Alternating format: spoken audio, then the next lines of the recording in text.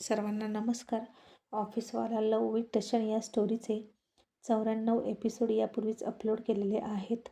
कृपया ते सगळे एपिसोड ऐकण्यासाठी आपल्या चॅनलला भेट द्यावी.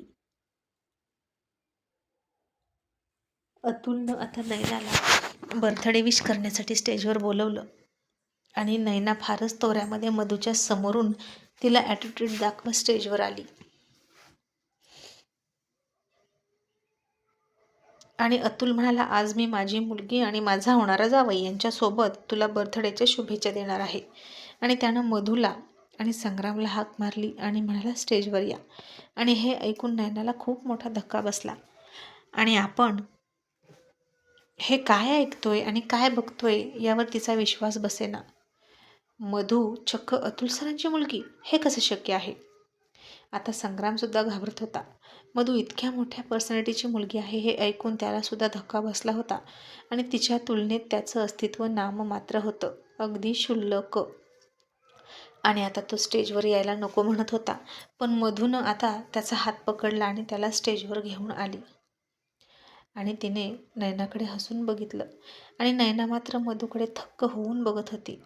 आणि तिनं तिचा रुमाल काढला आणि घाम पुसायला सुरुवात केली. मधूनं तिच्याकडे बघितलं आणि म्हणाली, आय थिंक तुम्ही घाबरलाय, राईट? बट डोंट वरी, मी कोणी वाघीण नाही जे तुम्ही मला इतकं घाबरता. मी तीच आहे मधू, संग्रामची गर्लफ्रेंड. अँड डोंट वरी, मी या पार्टीमध्ये विदाउट इन्व्हिटेशनची अजिबात आलेली नाही. त्यामुळे मला इथून हाकलून देण्यासाठी तुम्हाला काहीही त्रास घेण्याची गरज नाही. आणि हे ऐकलं तसं अतुल लगेच म्हणाला, व्हॉट? मधू, हे तू काय बोलतेस? तुला या पार्टीतून हाकलून देण्याचा प्लॅन होता का? आणि आता मधू काहीतरी बोलणार इतक्यात मिस्टर दळवी मध्ये पडत म्हणाले, no no no Shrivastava sir, अहो असं कसं होईल? ती तुमची डॉटर आहे आणि आमची स्पेशल गेस्ट आहे. आणि मधून आता नयनाकडे बघितलं. नयना अजूनही घाबरलेलीच होती. तिला अजून विश्वासच बसत नव्हता आणि ती घाम पुसतच होती. आणि मधू म्हणाले, डॅड, तुम्हाला माहीत नाही तर मी सांगते. ॲक्च्युली इथे ना मी तुमची मुलगी आहे ही ओळख आत्ता झाली, पण त्याही आधी मी यांना खूप चांगलं ओळखते. ॲक्च्युली मिसेस नयना संग्रामच्या वहिनी आहेत आणि त्या मला काही खास पसंत करत नाहीत संग्रामसाठी. हो ना? मी बरोबर बोलते ना संग्राम?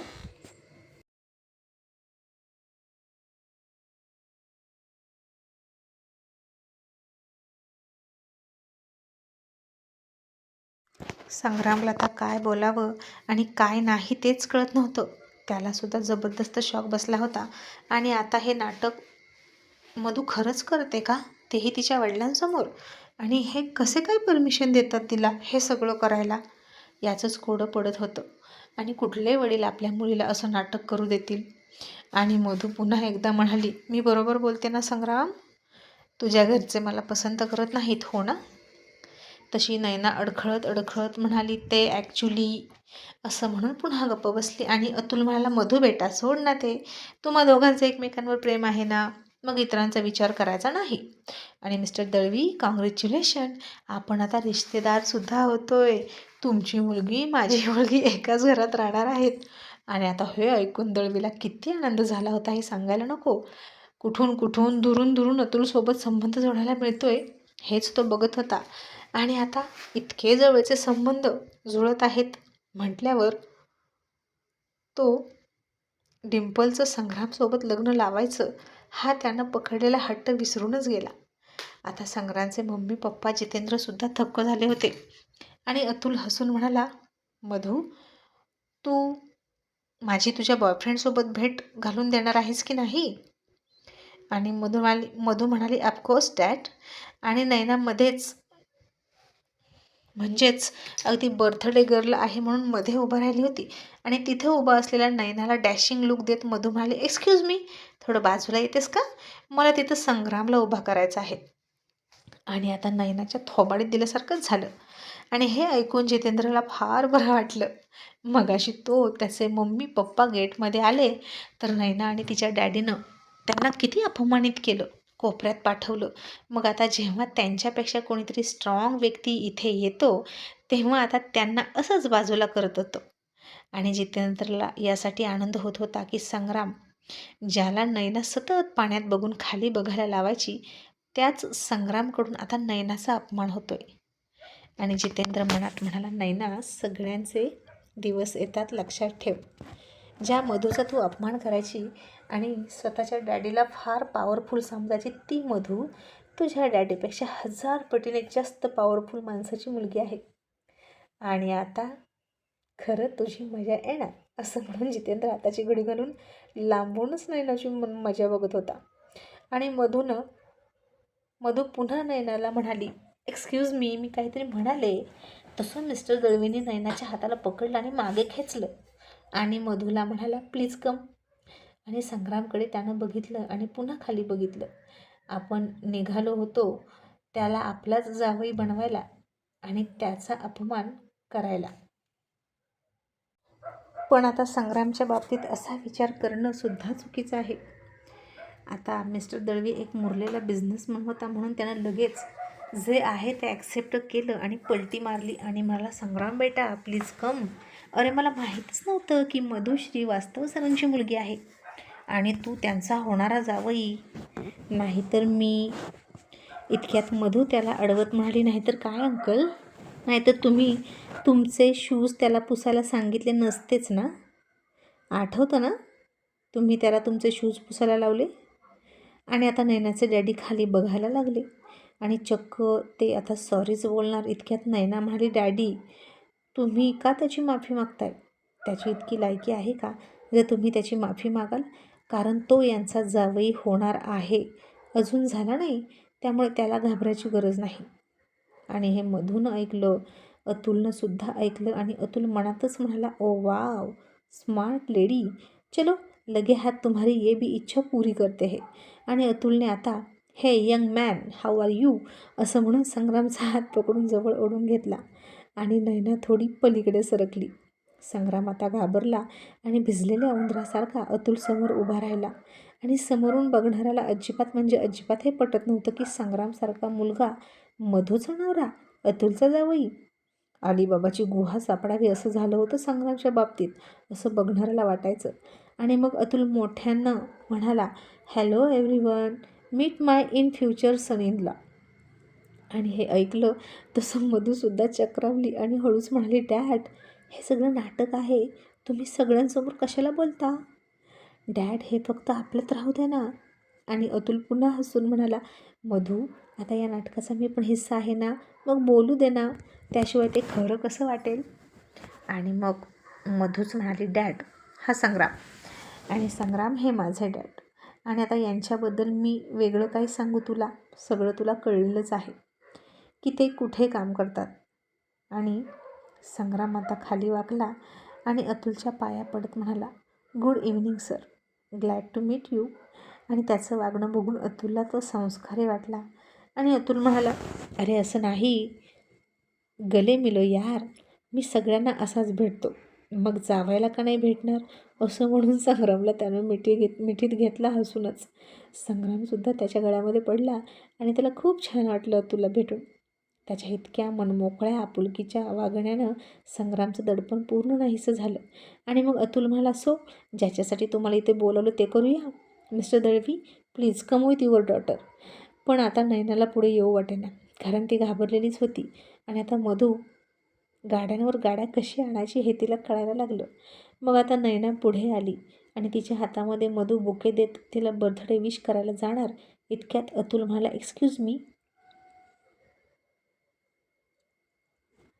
तुम्ही पार्टीमध्ये माझं तर स्वागत केलं, पण माझ्या मुलीचं आणि जावयाचं स्वागत केलंच नाही. तसे मिस्टर दळवी गडबडले आणि नैनाला म्हणाले, नैना तुला मी सांगितलं होतं ना त्यांच्या मुलीच्या खातेदारीमध्ये काहीही कमी पडू देऊ नको. जा पटकन तिच्या वेलकमची तयारी कर. सॉरी सर, एक्स्ट्रीमली सॉरी, असं म्हणून बुके आणून मधूचं आणि संग्रामचं सुद्धा त्यांनी स्वागत केलं. आणि मधूनं त्या बुकेमधलं एक गुलाबाचं फूल काढलं, नैनाच्या हातात दिलं आणि म्हणाली, विश यू हॅपी बर्थडे. आणि एक्सक्यूज मी डॅड, मी आणि संग्राम खाली जातो आहे, असं म्हणून मधू खाली गेली. मग अतुलसुद्धा थोड्या वेळाने त्या दोघांना जॉईन झाला. आणि आता संग्रामचे मम्मी पप्पा पुन्हा तिथून उठले आणि मधूच्या वडिलांची चापलुसी करण्यासाठी तिथे आले. आणि अतुलकडे ते येत असताना नैनाचे वडील त्यांना म्हणाले, तुम्ही त्यांच्याकडे जाऊ शकता. कशाला निघालात? तुम्हाला बघितलं तर ते ओरडतील. हा काय तुमचा अवतार? आता मधूनं ते लांबूनच बघितलं आणि म्हणाले, एक्सक्यूज मी अंकल, त्यांना येऊ द्या. तसे संग्रामचे मम्मी पप्पा तिथे गेले आणि मधू म्हणाली, डॅड, हे संग्रामचे मम्मी पप्पा. आता संग्रामच्या मम्मी पप्पाला वाटलं की अतुल सगळ्यांसोबत इतका चांगला बोलतोय, मग आता संग्रामला त्यानं जावई म्हणून ॲक्सेप्ट केलं तर आम्हालासुद्धा गळ्यात पडून भेटेल. पण अतुल म्हणाला, मधू, मी त्यांना नंतर भेटतो, सध्या मला संग्रामसोबतच गप्पा मारायच्या आहेत. तसे संग्रामचे मम्मी पप्पा तोंड पाडून परत गेले. आणि खरं तर अतुलला असे आईवडील आवडले नाहीत जे स्वतःच्याच मुलाला विकायला बघतात आणि त्याच्या रंगावरून त्याचा द्वेष करतात. जर आईवडिलांनीच असं केलं तर त्या मुलांना बाकीचेही तसेच करतील ना. आणि जशी प्रतिमा संग्रामच्या आईवडिलांची अतुलच्या मनात होती ते अगदी तसेच होते. आणि संग्राम अतुल समोर बसला होता आणि अतुल मधूला म्हणाला, मधू बेटा, मी संग्रामसोबत त्याच्या एकट्याशी बोलू शकतो का? मग मधू म्हणाली, येस डॅड. आणि ती तिथून तिचा फोन काढून बाजूला गेली. आणि इकडे नैना तिच्याकडे तोंड पाडून बघत होती. आता डिंपल आली नैनाकडे आणि म्हणाली, नैना दी, अगं हे काय आहे? ही मधू एकदम तुझ्या डोक्यावर येऊन बसली. आणि नैना म्हणाली, हो ना अगं, इतके महिने झाले मी हे प्लॅन करत होते, संग्रामचा स्वाभिमान पायदळी तुडवण्यासाठी. त्याला चप्पल उचलायला लावली, त्याला नोकरासारखा वागवला, पण त्याचा ॲटिट्यूड कमी होत नाही. आणि आता ऐन वेळेस या मधूने येऊन सिक्सर मारला आणि माझं सगळं स्वप्न पत्त्यांचा बंगला कोसळावा तसं कोसळलं. त्या दोघी आता अशा गप्पा मारत होत्या, इतक्यात भाऊ करून मधू तिथं आली. दोघेही दचकले आणि मधू म्हणाली, काय झालं, इतक्या का घाबरलात? मला घाबरलात का? डोंट वरी, खरंच मी वागेन नाही. मी तीच मधू आहे जिला तुम्ही धक्के मारून इथून हाकलून देणार होता. आणि नैना, तू मला चॅलेंज केलं होतं ना की तू मला इथून हाकलून देशील. आणि मी तुला चॅलेंज केलं होतं की तू मला या पार्टीमध्ये स्पेशल गेस्टच्या चेअरमध्ये स्वतः होऊन बसवशील. आणि बघ, मी माझं चॅलेंज तर पूर्ण केलं. मग आता तू केव्हा तुझं चॅलेंज पूर्ण करतेस आणि मला इथून हाकलतेस? कमॉन, पकड माझा हात आणि इथून मला हाकलून दे. आणि नैना आता खाली बघायला लागली आणि मधू हसूनच म्हणाली, काय झालं, तुझी सगळी अक्कड मिजाज चिरली का? आणि मलाही तेच हवं होतं. तुला इतकी उंच उंच आकाशात उडू द्यायची आणि नंतर एकदम तोंडावर आपटवायची. आणि अशी आपटवायची की पुन्हा तू तोंडवर नाही काढलं पाहिजे. हेच तर हवं होतं मला. आणि आता शब्द खरा करण्याची बारी तुझी. मी संग्रामची गर्लफ्रेंड आहे म्हणून इथून तू मला हाकलून देऊ शकत नाही. पण अतुल सरांची मुलगी आहे म्हणून खातिरदारी करणार होतीस ना माझी, तर आता तू माझी खातिरदारी कर. बापाच्या जीवावर कसं मिजाज करायचं आहे ना, आता ते मी तुला दाखवून देते. आणि माझ्या आणि संग्रामच्या सर्व्हिसमध्ये काहीच कमी पडलं नाही पाहिजे, नाहीतर याचा सरळ सरळ थेट परिणाम तुझ्या डॅडीच्या बिझनेसवर होऊ शकतो. तुला कळते ना मी काय म्हणते? तशी नैना घाबरली. तिचा तर अजून बर्थडे गर्ल म्हणून केकसुद्धा कट करायचा सुद्धा राहिला होता. मग आता काही वेळानं केक कट केला. मधू संग्राम एका टेबलजवळ बसले आणि अतुलसुद्धा त्यांच्यासोबत बसला. सगळ्यांचा डिनर सुरू झाला. मिस्टर दळवींनी सांगितल्याप्रमाणे तो आणि नैना आता त्यांना काय हवं नको ते बघत होते. आणि त्या दिवशी तिचे डॅडी घरी आल्यावर नैनाने संग्रामच्या मम्मीला कशी पळवली होती तशी आता मधू तिला पळवत होती. ज्यूस हवा, सॅलड हवं, पाणी हवं असं सारखं म्हणायची. आणि नैनाने आता वेटरला बोलवलं आणि मधू म्हणाली, हे काय, आम्ही तुमचे स्पेशल गेस्ट आहोत ना, म्हणूनच आम्हाला तुम्ही बोलवलं ना, तुम्ही वेटरकडून आमची सेवा करणार का? डॅड, मला नाही हे पटत आणि मला नाही आवडणार, आपण घरी जाऊया. तसे मिस्टर दळवी म्हणाले, नो नो बेटा, प्लीज, काही चुकलं असेल, कमी जास्त झालं असेल तर माफ कर.